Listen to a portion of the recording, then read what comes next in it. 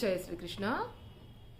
5 రోజుల క్రితం విజయశాంతి రెడ్డి అనే ఒక మహిళ 2 పిల్లలతో ట్రైన్ కింద పడి సూసైడ్ చేసుకుందండి. ఇది చాలా బాధాకరమైన విషయం.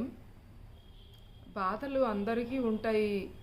ఆవిడ తట్టుకోలేని బాధ ఉండొచ్చు, కానీ అందరికీ ఉంటాయి. మనిషి అన్న ప్రతి వ్యక్తి కూడా బాధలు పడుతూనే ఉన్నారు. ఎవరికి బాధ అంటూ లేకుండా లేదు. కానీ ఇలా సూసైడ్ చేసుకోవడం ఏంటి? ఆవిడ ఎంత దురదృష్టవంతురాలు కాకపోతే 2 పిల్లల్ని చంపేసింది. చెప్పాలంటే అంత సున్నితంగా ఉంటారు. నిజంగా చెప్పాలంటే సున్నితంగా ఉన్నవాళ్ళు ఎవరు ఇలాంటి పని చేయరండి.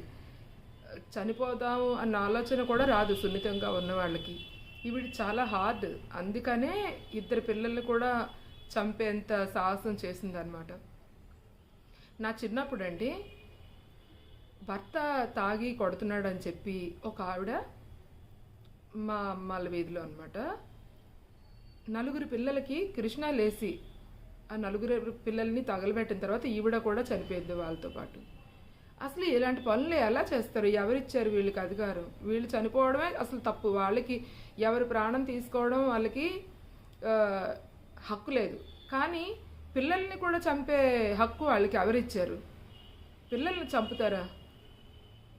అసలు మనసు ఎలా ఒప్పింది? ఆ పిల్లలు చంపడానికి మనసు ఎలా ఒప్పింది?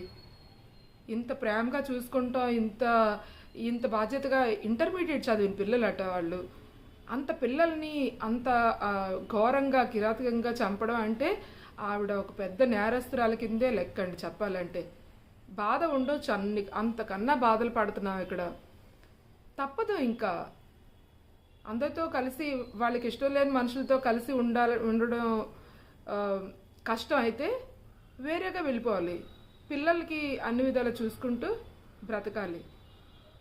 అంతేగాని పిల్లల్ని చంపుతారా? ఎంత డేరింగ్ అసలు ఆవిడకి. నాకు చాలా బాధ అనిపిస్తుంది ఆవిడకి. మరి ఎంత బాధ ఉంటే ఉండొచ్చు, కానీ అంత బాధలు ఉన్నట్టుగా ఆవిడేమి లేదు.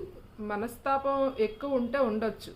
ఆర్థికంగా కష్టాలు లేకపోయినా సరే మానసికంగా ఆవిడ బాధపడవచ్చు. అలా అని చచ్చిపోతారా? అసలు పిల్లల్ని చంపే అథారిటీ ఆవిడకి ఎవరిచ్చారో నాకైతే అర్థం కావట్లేదండి. అసలు చాలా బాధాకరమైన విషయం. ఈవిడ వెళ్ళిపోయే ముందు సమాజానికి చెడు చేసిందనే చెప్పాలి.